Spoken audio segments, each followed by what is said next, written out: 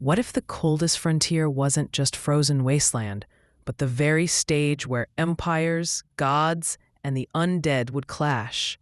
Today, we're diving into Lord of the Frozen Winter, starting with Daily Intelligence Reports, a Chinese fantasy web novel that mixes icy survival, system powers, and political war. Louis Calvin, son of a duke, is exiled to the barren north under the guise of glory.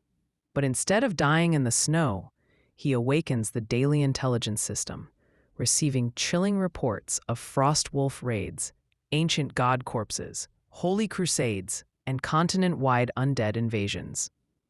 Armed with foreknowledge, cavalry, and ambition, Louis sets out not just to survive the frozen wastes, but to conquer them. The setting is excellent. Frost dragons, undead tides, divine relics, and winter politics create a cold, oppressive atmosphere that feels fresh.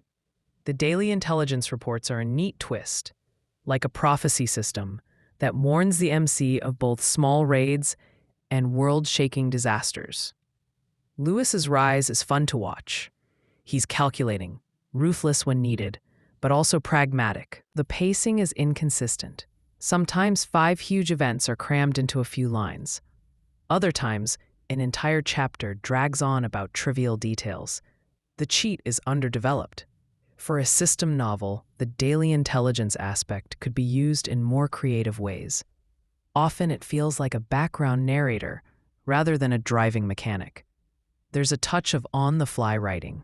Plot points pop up without foreshadowing, giving the sense the author's improvising chapter by chapter. It's refreshing that the novel avoids the usual toxic tropes of Chinese web fiction. Less racism, less cookie-cutter nationalism. But then the author inserts Chinese characters as the literal language of magic, which is either hilariously bold or immersion-breaking, depending on your tolerance.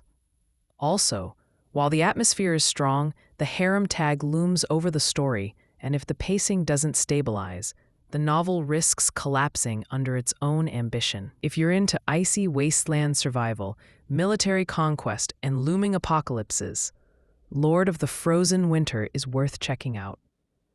Just don't expect polished pacing or consistent world building. It's more raw creativity than refined craft. 3.7 out of 5 for now. Fun, atmospheric, but shaky in execution. Would you follow Louis into the frozen north, or abandon the daily intelligence warnings as just noise?